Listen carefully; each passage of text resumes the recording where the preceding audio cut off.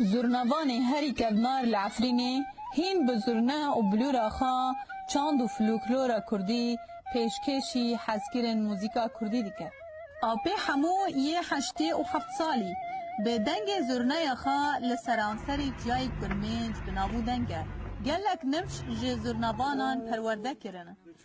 و حیانها حزگیر زرناخایه. ده زمانی مده دلی مده دبی باش زمانه و اون هر عکس بود گنج و سمالی بود جبلی بود دلال بود خریبی بود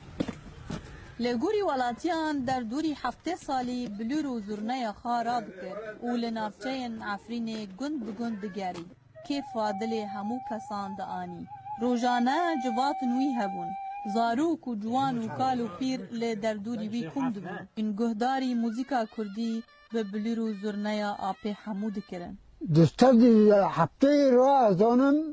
هم مریا زرنجیه و ملت جه راضیه دیلان تک خورد و گی دیلان دبرو در هار در رپر هموشیر ارته زرنجیه دبجی خواجیه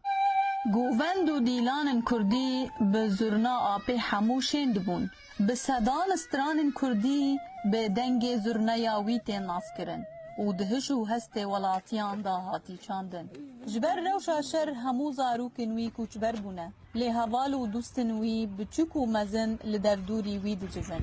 حسرت دنگ زرنا و بلوراوینه اشتا از قالی و واهل وربونه چون که هر یک در که دا چو حرب بود نکنی خدا ناگی روی به همو بریم چوچک بود مساد کردنگی زرنیت دعوت هم لچوین دبازین کیف گی دراقسین و حتی نکا هم دارن عمری وینو دادی سو هم دارن تیج مرو حفله دکه و کیف و خوش آپی همو زیدتی 65 سالن به پیک و زرنه خوا لگندوار و نفچه عفرین دگاری و کیف خاشی دکر دل همو کردان امینه مستو دنگ امریکا عفرین